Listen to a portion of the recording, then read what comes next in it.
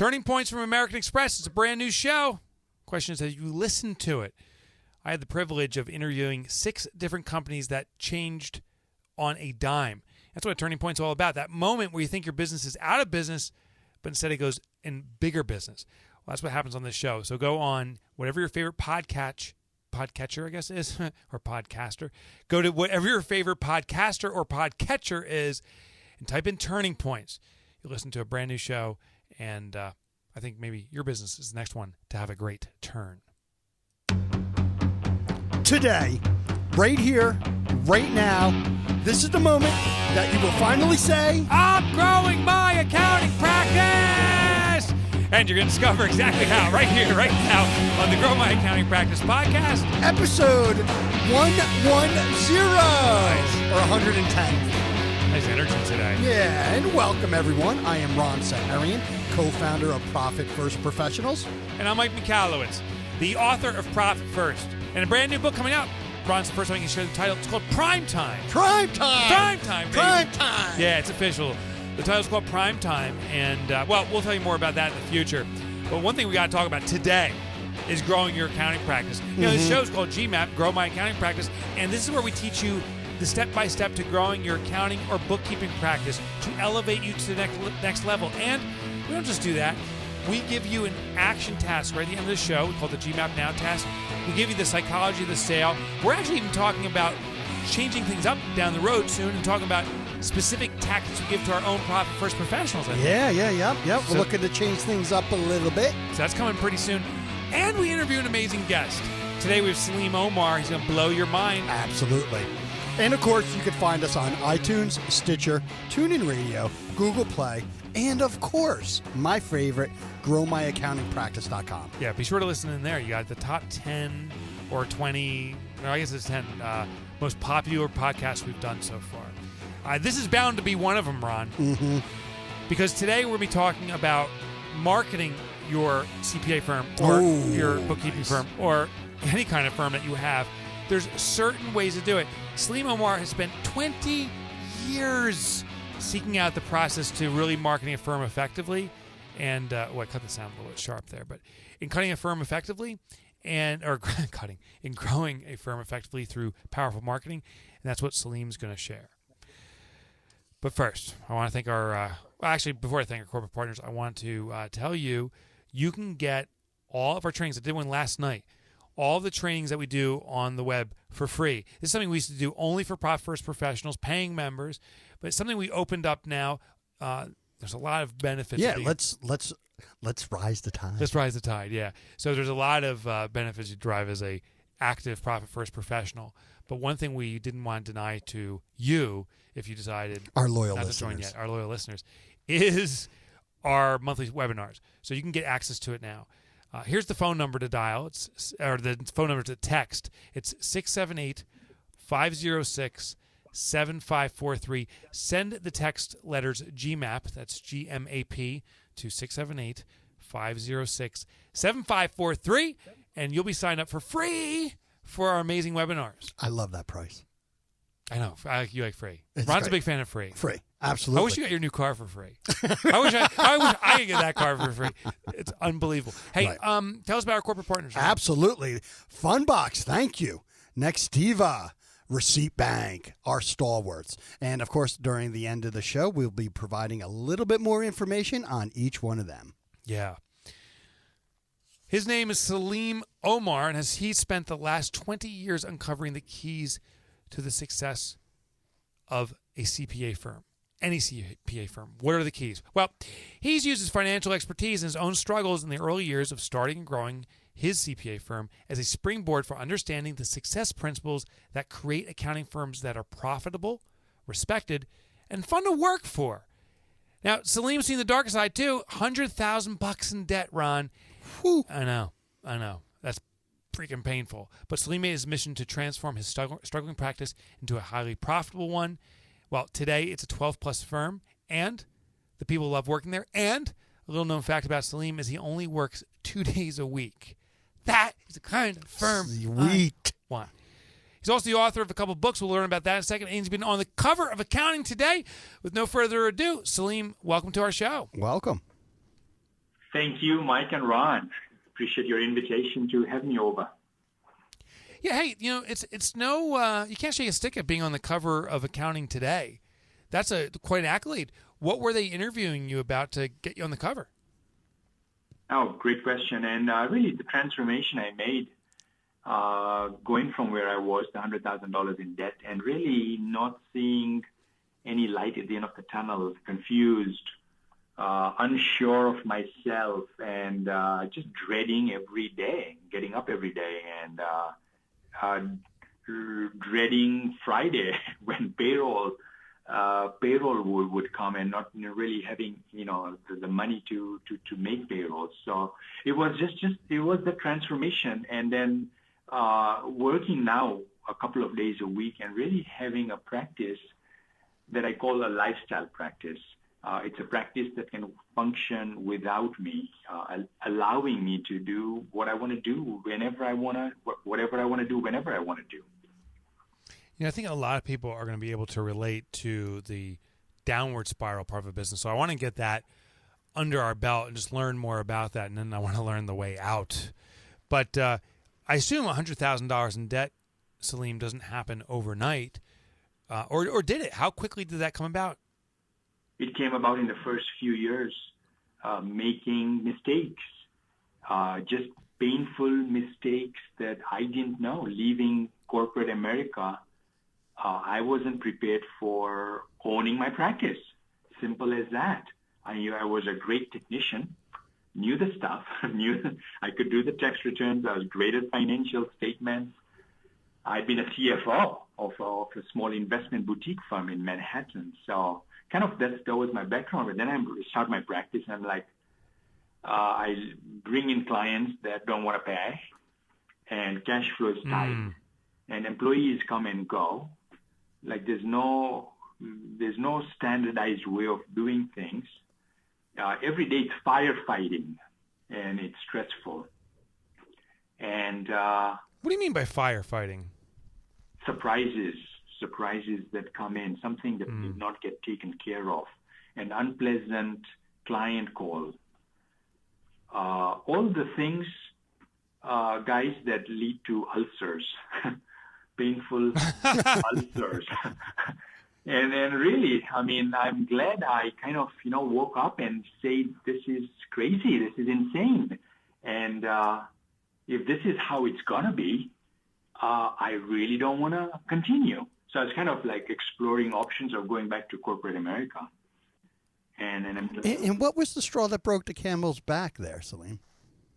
The turning point was during tax season. I'm like filled with tax returns on my desk, and my manager walks in, the office manager, and she says, "Salim, wow, great, so much work." And I'm like, no, it's not great, because I should be the one really developing this practice. I'm buried under tax returns. And I'd been through it a few years where I knew the drought that follows after tax season, and I knew cash would dry up. And if I was doing tax returns and really not building the pipeline, then I was headed, there was going to be another year where I was headed that way. And that was the epiphany. It's like, Salim, you gotta do something about it. And at about that time, I read a book, which you both are probably very familiar with. It's titled The E-Myth, The Entrepreneurial Myth, by Michael Gerber. And I read this book, and it was about Sarah, the pie maker, who owns a bakery. And I tell you, I read this book, and it was like in June. I'm like, man, Michael's talking about me. I'm Sarah, the pie maker. I just happen to own an accounting practice, but I'm going through the same motions that she is, getting up, being the first one in, the last one out, and everything that they kind of shared in terms of what the misery that I was in. And I got so inspired by Michael that I read the book. I reached out to his organization, and then spent an entire week at his company in Santa Rosa, California. And one of the things that Michael said to me that was really profound was, he said, Salim, I want you to think of your practice as if you're going to create 5,000 others just like it. I want you to think of your practice like a McDonald's. And kid you not, I was amongst in a group of 18 other entrepreneurs that were there to learn from Michael. And I argued with Michael and I said, Michael, you clearly are not a CPA. You don't understand how the accounting profession works, how the accounting practice works, because each of our clients is very unique. And each of these employees is, they need to be trained. And you just can't compare a McDonald's and really use any successful franchise, out there, Starbucks for that matter, or a Dunkin' Donuts. And after a little bit of discussion, I really got it that the accounting practice is not too different than a McDonald's. And, they've got they've got to get the money straight. They've got to get customer delivery straight. They've got to get the right team in place and so forth. And when I recognized, that my business is not all that different, and for me to approach it as a system of delivering, as a business that delivers a certain product or service, I started approaching it in a different way. I started working on it and recognizing and being able to step away and being able to build a business that functions without me. And that was the kind of the early years, and it's been that process, and within a few years, I had really developed a system. And to the point now where I really can be absent. I go away for weeks. I've got a second business, CPA Marketing Genius, which I'm passionate about, and I spend a lot of time with that. And the business is able to function without me. And that's really the difference between the owner making money versus the business making money. So I just got back from a 10-day vacation, and the business was making money, even though I was not preparing or doing whatever technical work. The business continued to make money. And that's, I feel, a sign of a business that's mature, where it can function without the owner. So you got to move from, as Michael Gerber would say, working in the business, what you were doing, to working on the business. But, I know Michael also, we met up in Mexico once for dinner, just me and him. Oh, aren't you so cool? Yeah, well, wait until you hear what happened. So, I'm an author too. I go to Michael, I said, I love the E-Myth. It's a must-read book. And I said, I got to ask you one thing. When you read the E-Myth, it feels like a switch, like stop working in, start working on. And you know this, Salim, Michael's a little bit eccentric in a wonderful, affable way. But he's a little bit of an eccentric. Yeah. And he just looks at me, and I won't even say the exact words. He looks me in the eye and goes, F you, right? And I look, and he kind of smiles and starts eating again. And I said, what do you mean? He goes, I know. He goes, it's not a switch, it's a dial, right? So that we don't transition from working in the business to on the business instantaneously. Yeah. You got to pull yourself out. Yeah. And you have to have this constant discipline of actually removing yourself from the business. It's hard to do. Salim, what's your experience around that? You said you were the technician, aka you working in the business. You were doing those reports. What was the process of getting yourself out of the business? Was it small incremental steps? Did you have to have a discipline to remove yourself out, or did you just leave one day? Yeah, what a fantastic question. And it is a mindset thing, and it's really associating pain and pleasure, associating pain to doing technical work. Don't get too excited with doing technical work, and limit the amount of technical work. And what I teach and train CPA firm owners is do the highest returning ROI technical work.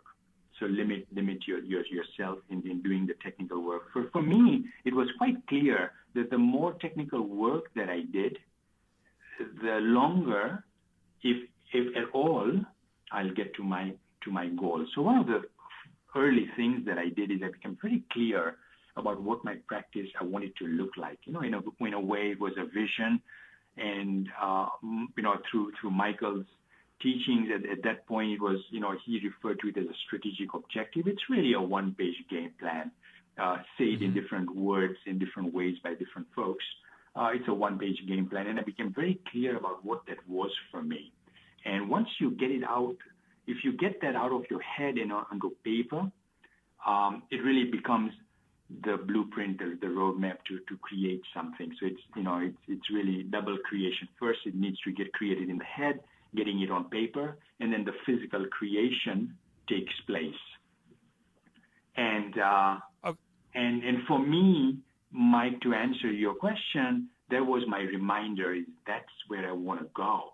And if I do the technical work, I'm not going there. And getting there is really the working on it. That's really looking at it and saying, this is what I want to do, and then and then really putting the system behind it. And how long did it take you to make this transformation from when you had your epiphany to implementing the steps and turning the dial, as Mike was saying, to where you are now? Or maybe not where you are now, but where you ended up, where you were like, okay, this is great. This is the firm I wanted to create. Yeah, it was, I'd say, a few years for me to really do the total turnaround where I wasn't, getting sucked into and being pulled to the technical work. So it was a few years of really disciplining myself and blocking out time for the working on it, and really as equally important, blocking out time for the working in it and limiting it, and really doing the technical work by looking at the clock and really just start and end times to every client project, just so that I could as quickly as possible get out of that. Limiting it to X number of hours and then finishing it off and all right, boom, now it's time to work on it. And what does working on it mean? Yeah, that's one of the questions that I get quite a bit from practitioners is, what do I do? Do I stare at a yellow pad and just start imagine thoughts are gonna come in my head? And really working on it can be writing a procedure, putting a system together. It can be writing down what is your client avatar? What are the characteristics of your ideal client? This is all different aspects of working on it. And the more we do it, it's like a muscle in our brains. The more we do it, the better we get at it. But it sounds expensive, right? So, Salim, I'm thinking of your business. I see that moment your office manager walks in and says, wow, you're busy. Congratulations. You have piles of paper. You're doing tax returns. But if you got to hire another you, that's expensive, and especially for small businesses. Another you, it may put us out of business. So we have to keep doing the work. How do you get past, especially for a tiny micro business that's hiring that first critical employee, how do you get past not being able to afford them, or at least the perception of not being able to afford it? Yeah, and these days we do have so many options of folks that may want to work part-time, they want to work from home or something as a team member in our firm. I'd start exploring that and really creating a job description, even if it's 10 hours a week or 8 hours a week. Get started with that. Force yourself to create a job description and force yourself to really find that person, because that's the beginning. That's the beginning of freeing ourselves and really developing a team. That reminds me, Ron, of QX Accounting, right? We had them here. It was a few months ago for that interview. Mm-hmm. And I know members of First Professionals have hired QX Accounting, right? Well, it was funny when we were talking on our global call today with our members. Yes, someone brought it up. Yeah, somebody brought it up. Hey, how do I know if I'm ready to hire? I don't need somebody full time. And then Moshe, who was also a guest on GMAP, yes, mentioned that he decided to give him a try, and he started, like Salim said, very small, a couple of hours here, a couple of hours there, get used to it, and it's working out. So I love that methodology of outsourcing that work. Yeah, not going full in with a salaried employee, full benefits, but testing the water. Now the next challenge, Salim, that may come up is if you outsource the work to someone else, it avails you from doing that work. But I see the trap easily being, well, that means I can do more stuff for the business. And we, you know what I'm saying? Right, we just jump right. to the next task at hand. Or the next fire. Yeah, the next fire. Even better. So the next fire. And so, and as a business grows, there's more fires. I still see that being a challenge. Is there a way to set up a perimeter or something so that you can really work on the business and strategy? Yeah, and yeah, for sure. It's, I mean, in terms of perimeter, you would say number of hours that you would work in the practice, and then the other time would be business development, really growing the practice. So if somebody's starting out and they've got a small book of business, they got to grow it. And that's the working on it, that they would need to allocate time focusing in on that, on client attraction. But really, guys, the thing to watch out for is to not bring in the wrong clients. And I've seen that time and time again, is business development starts with getting to know who do we want as a client, who do we not want as a client. And that's one of the most important things, because in my early years, I filled up my practice with clients, literally filled it up, but they were the wrong clients. And the wrong client took anything is a dead-end road. Right. And we see that all the time. And there's a lot of talk out there about niche specialization. How did you go through the process of determining what your ideal client looks like? Yeah, great question. And, really, for me, it was, I started studying entrepreneurs and reading books and attending events and, rubbing shoulders with folks like, Michael Gerber, learning from the best. And I started to know more about entrepreneurship than a typical small business owner. And that was my niche, so to speak, is entrepreneurs that want to grow, that are passionate about growing, that have started a business, but they know that's not the end. They want to take it to the next level. And, those types of people were the ones that I really enjoyed connecting with and advising them. And that was kind of my niche, is a kind of a small business, not really industry specific per se, but more along the lines of anyone in small business that's passionate about what they do and want to take it to the next level. And in that process, without being very intentional about it earlier on, I started developing some niches, as an example, dentist, wellness practices, really professional practices. We started seeing a fair number of our clients in those industries, in those businesses. And that kind of was, how we developed the specialization. All right, so this transitions us into marketing. So you start picking your clients, the ones you want to target. How do you start getting the word out to them? And I'm just trying to put all these pieces together. So I'm just going to kind of recap. First was you, Salim. Then you start bringing in part-time help. You start alleviating yourself. You're putting a perimeter up to protect yourself, focus more on the business. You're figuring out who your best clients are. But you got to get the word out. Do you become kind of the marketing guy as the business owner? Is that necessary? And how do you go about that part? Yeah, not necessary, but it can serve the firm well, because the business owner is probably the most passionate about what we do and the growth and so forth, and probably have the most knowledge as well. So it could start with the owner doing the rainmaking.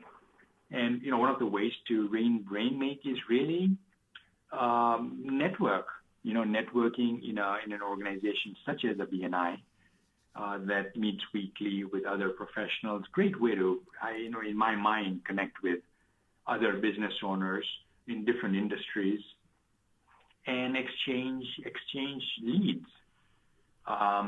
And so that's one of the ways for any practitioner really in their local area is to find a group like that they enjoy being with, and there are nice people in that group. Really a great way to bring in clients. And if it's really industry specialization, which, such as the dentist, is really looking for conventions, trade shows, and being a participant, having a booth or having some sort of presence in a place where many of these people are hanging around. Ron, with Profit First Professionals, we encourage members to pick a niche Salim's referring to. Right. And we're in the unique position. We get tons of inquiries every day from entrepreneurs looking to hire someone. I'm just curious, and Salim, I just want to ask Ron something.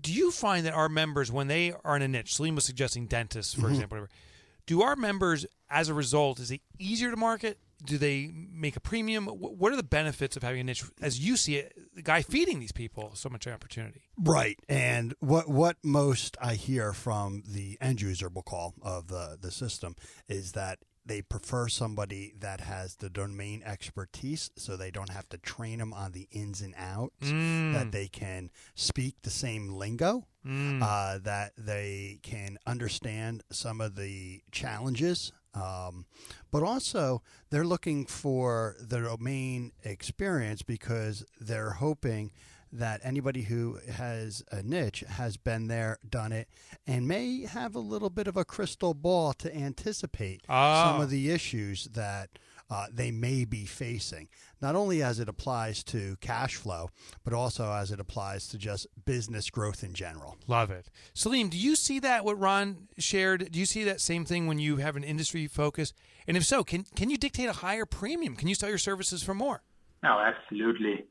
Absolutely, guys. It's both, easier to service them because you've got a system for that industry specifics, makes you much more attractive because you're not just another accountant. You are somebody who specializes in that industry. So your competition goes down from, say, 500 firms in any particular area to maybe another one or two, if that. Right. Yeah. And with that comes the right fees, Right. And one of the interesting things you mentioned is that when you first were doing this, the niche necessarily wasn't domain, but it was more of how the entrepreneur was, growing their business. You were looking for growth-oriented entrepreneurs to work with. Did you ever make like a transition, or is these both things that you're looking to identify simultaneously? Yeah, for me it was simultaneous. It wasn't. We're bringing value to any industry without it being industry specific. So as long as they've got the characteristics, their psychographics is that they are growth oriented, growth minded, then that works great. Even better if they're within your niche, right? So that's the double filtering. Yeah, for sure. Yeah. Salim, what do you do as you start focusing on your niche, psychographic or demographic, regardless, as you start focusing on that category, what do you do with the other clients you have that are not in the niche? You fire them? You say, sorry? What do you do? Yeah, as long as they meet the requirements, the standards, the the standards that you want you expect from a client, the right fees, compliance, enjoyable to work with. If they're falling in you with that criteria, then they stay on. Gotcha. Okay, so here, let me just recap what we explored. Moving from yourself to meaning doing the work to working on the business. You've narrowed down a category, a niche focus. You're marketing to them through face-to-face networking is what I heard you do. But you're only working 2 days a week now. How do you keep control of your business? How do you know what's going on there if you're not even around? Yeah, make sure the pipeline is still flowing. Yeah. Yeah, great question. Really, we've established a rhythm in our firm with meeting strategically several times a year, firm-wide meetings, meeting on a monthly basis, weekly basis, one-on-ones, daily huddles. So we really got a communication platform, which is our meetings, to keep everyone in the loop with what's happening, for me to keep myself in the loop of what's happening, with the meetings that I participate in. And really, that was kind of an awakening several years back to really establish that type of a ritual that served us really well. Is there ever time you need to unwind? I mean, we're massive proponents for niches. Many of our guests come on the show, say pick a niche. We're massive proponents for saying work on your business. Many people come on like yourself say you got to work on your business. Is there ever time that, I've never asked this before, but is there ever time you're going down a wrong path, Salim, and you say, you know what, actually we got to rewind back to where it was before we get started again? Many times.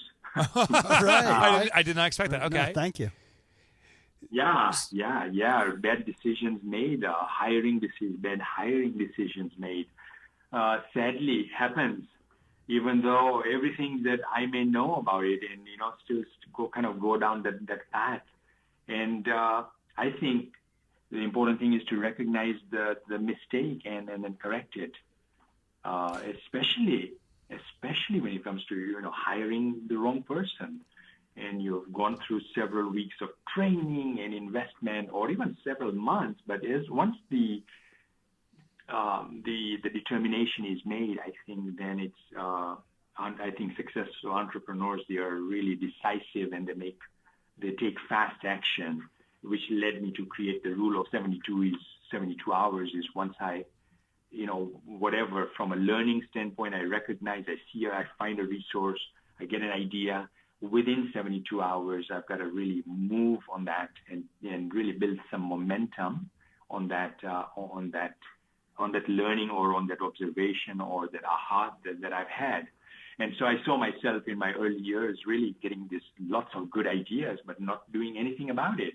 And I'm like, all right, this is not going to really take me anywhere. Results are going to come from taking action. And so it was kind of something that I created on my own, or just my own failures or falling down was, I really need to take action, and I really need to institute a rule for me. And so that became the rule of 72 hours. Nice. And how did you keep yourself accountable to this change? Did you work with a coach? Did you have a mentor or a peer-to-peer accountability group, or were you, just have reminders all over your desk? All of the above. The sticky notes everywhere. I love it. Right.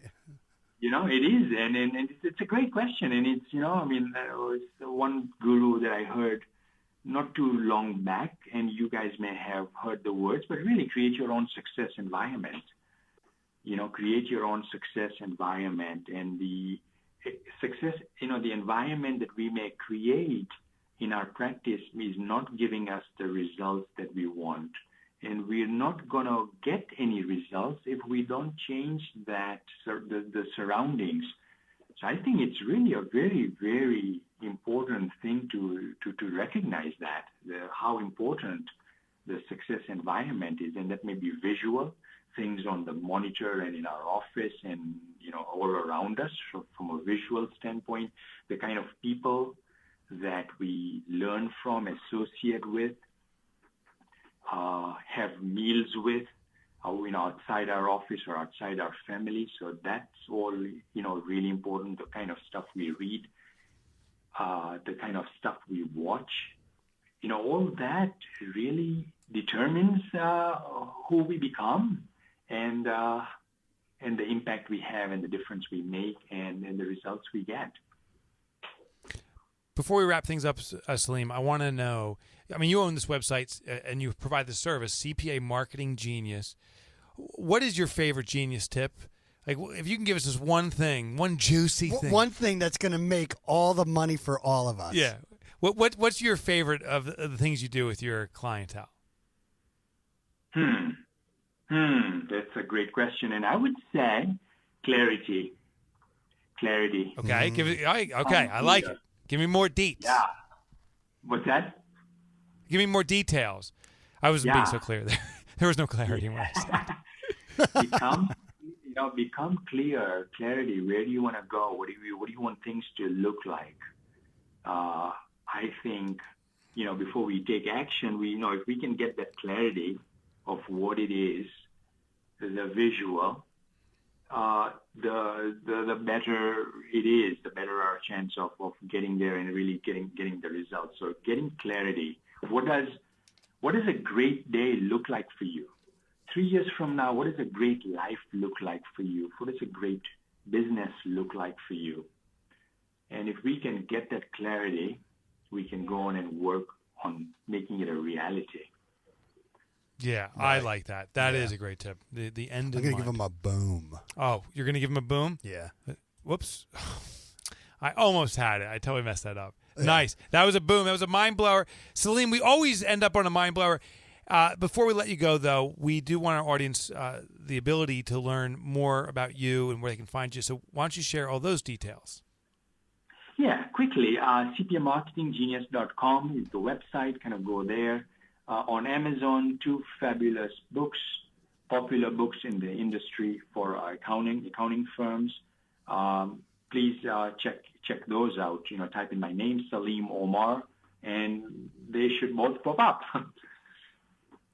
There you go. All right. Awesome. We'll have that in the show notes, too. And he is in a 732 area code, which means Jersey. Salim, thanks for joining us today. Thank you, guys. Appreciate it.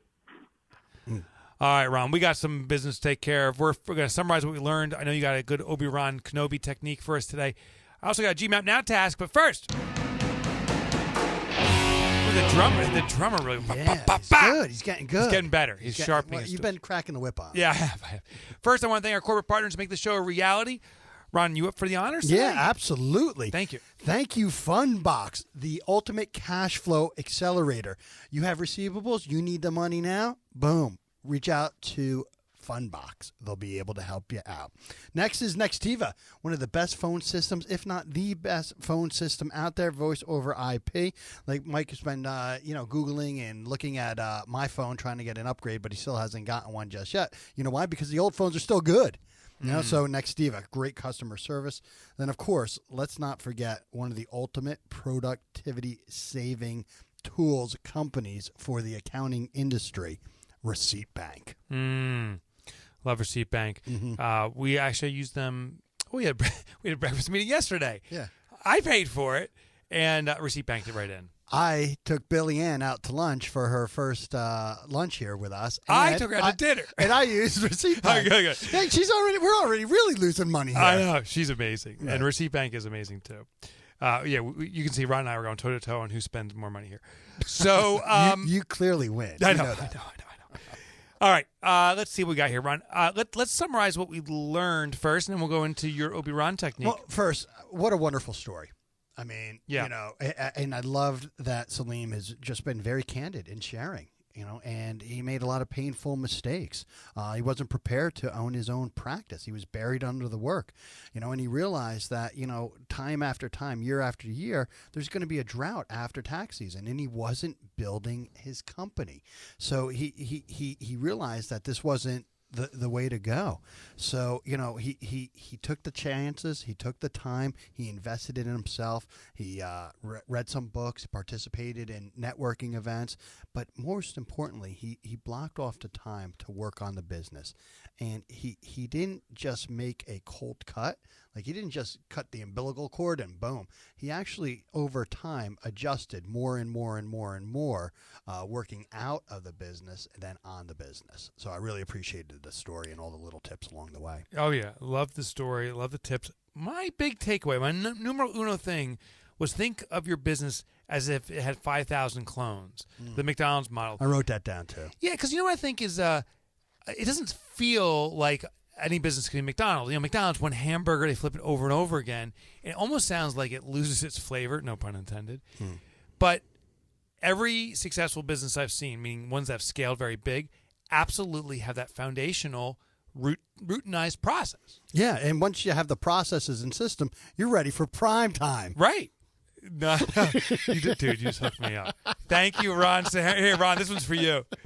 Ron hooks me up, plugs the But title. it's true, It's right? true. I mean, that's what Salim and everybody is saying. You know, you got to have these systems and processes. You got to be ready for prime time. Mm-hmm. All right, Ron, I think it's time you pull out that weapon of yours. There it is. Ooh, watch out. All right. Now, so today, I mean, Salim was great in telling us a little bit about marketing. Now that you've marketed and you have people on the phone and you're about to have the close conversation, I want to tell you a little bit about the 1, 2, 3 close. Basically, this is where you share the top 3 benefits in succession. So the example of how this was actually done to me is I was buying a TV. I was at Best Buy, and I was going back and forth with the salesperson, and you know he was looking to close me. And at the end of it, what he said was, "Ron, this television does boom, boom, boom. It's the right choice for you." I'm like, you know what? You're right. And the reason it works is because the 1, 2, 3 close is something called the principle of triples. It's a curious pattern where 3 things given together act as a coherent set of 3 strong hammer blows that give a compelling message. Okay. So in essence, what you can do for your accounting practice is you can share during your close call the 3 primary benefits of working with you and with enthusiasm. So if you're a profit first professional, you could say, by working with me, customer, you will be able to pay yourself first. Your company will have a war chest of money for Uncle Sam and profit to be celebrated, the healthier company, or to pay down debt. I like that. Boom, boom. I like that. You know, in authorship, they call it the triads. And when you do an example, it's always that rhythm of 3. And it just lands. There's so many reasons behind it. Okay, that was beautiful. Now get it going. All Get right, it hold on. really going. I'm grabbing the volume knob here. I'm turning up to 11. You know, I do have a speed bag. I should bring it in. Oh, do you really? I do, yeah. Oh my God, we need that here I in know, the office. I know. We do. Especially when we get jacked up each other. We start gack, gack, gack, gack. We start Did somebody gack you? gack, gack, gack. Well, we had that gong. Oh my God, we got to get the gong. Oh, we gotta get the gong going. Boom, boom, boom. boom. Yeah. Right. Did you see Mike Scalise? So here we have a gong, everyone, and you know I'm a big fan of gongs or some form of acknowledgement, right? Right. Celebrate the wins. Celebrate. We used to play Thunderstruck, but it goes for 2 minutes or 3 minutes, and people are on the phone. Right. So what's quick, but what's fun? So we got a gong. Every time our family expands, another person elects to or is selected to become a profit first professional, we hit the gong in excitement. Well, someone joined last night. There's only Mike Scalise was at the office. I get a text literally 9 o'clock at night, and it's just you see the gong, and all of a sudden you see he puts his phone down, precariously positions it. Did you see it too? Yeah, he runs, hits it, and runs back. What were you gonna say? He doesn't know how to use the iPhone positioning for a good. Oh my God, it was either. hysterical. It was like my daughter Jane did it. Yeah, it was like such an amateurish thing, but it was hysterical. But it's the feeling. It's the feeling. And it actually talks to the GMAP Now test that we're going to do. The GMAP Now test, the one test, if you do this, you will see results in your business. Get a gong? Get a gong. Yeah, actually a good idea. There's the bonus tip. Get a gong. Right. Here it is. Salim talked about it, that you have to associate more pain with doing the work than not. You know, and that's the problem. It's actually easier for many of us to say, I'm just going to do the work. And even though we're quote-unquote frustrated, it's easier, therefore it's less painful. Right. So what do? Here's a cool hack. Get 2 pictures of yourself. One, Ron, your favorite vacation spot. Picture of you, vacationing, having fun. And then another one, just make an exhausted face, have yourself slumped down in your chair and have a picture of that. Then you take these 2 pictures, you print them out, you put them upside down, and the one of you exhausted, you say, working in the business right now, and the other one, the one you on a vacation, says working on the business right now. And whenever you catch yourself in the moment saying, am I working in or on, you flip the picture over of the one you're in. And you'll see either the exhausted you, which is a negative pain, or the positive you out in the vacation spot. And that's a way to start making this visceral connection with pain versus pleasure. Nice. That's how boom. you do it. Yeah. Boom, boom, boom. Yeah, there you go. And a little side note, about a year ago, I introduced a gentleman who came up with a device that is kind of what you're talking about. Really? Yeah. You guys share deets. I know what it is. It's a wrist device, and it actually shocks you. Really? Really? Yeah. So and you can tie it to your refrigerator. You can tie it to TV. You can tie it to various different things. And if you're doing this particular activity that brings you pleasure, it'll shock you. Pleasure gives you pain. Mm-hmm. So if you're like going to the refrigerator when you shouldn't, right, it just drops a little. Yep. I gotta find that. I swear. Really, is it out there? It's out there. Oh my God, that's funny. Hey, it works. It's Pavlov dog stuff, right? But can you take the bracelet off, or it's like locked on you like an Iron Maiden? Well, they actually it's surgery. They have to. Go Are you in. kidding me? No, they go into your spine. Right, and they put this little device in there. No, I'm just bullshitting with you all. Come on. I know. Now it sounds like first it was a wrist bracelet. Now it's a spinal tap. Oh, that's funny. All right, my friends.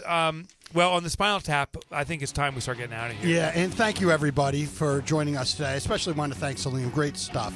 And for all you listeners, I want to thank you for joining us today. And you can review us on Stitcher, iTunes, Google Play, TuneIn Radio. Of course, we would love to get your 5-star ratings, but to hear your feedback is just as important. And it's not too late to come to ProfitCon, our biggest event ever. Biggest event ever. It's our third year doing it, and it's official. It's going to be our biggest one ever. It's going to be amazing. Mm-hmm. We still got room for you. Go to ProfitCon.us. Pardon me? Not much room. No, not much room at all. No. ProfitCon.us. That's ProfitCon.us. Now, here's the deal, yo. It's 3 powerful days. 3 powerful days learning and growing your ABC, accounting, bookkeeping, or coaching practice. And you can get tickets right now for only $7.99. You know they cost $1,000, but right now you go to the website, you get it for $7.99. It's a deal of a century. 3 days, my friends, with me, Ron, and the whole crew. Yeah, and if you mention Obi-Ron told you a discount, let's see if anybody's listening to this whole episode. Yeah. So in that case, call in and say Obi-Ron wants a discount, and we'll see what we can do for you. Give me a discount. Yeah. From $9.99 down to what? Like more than $7.99. $8.99. Oh, yeah, right. That's still a discount. So go to ProfitCon.us.com. ProfitCon.us. And one more thing, my friends. Go to ProfitFirstProfessionals.com. Click on the Become button.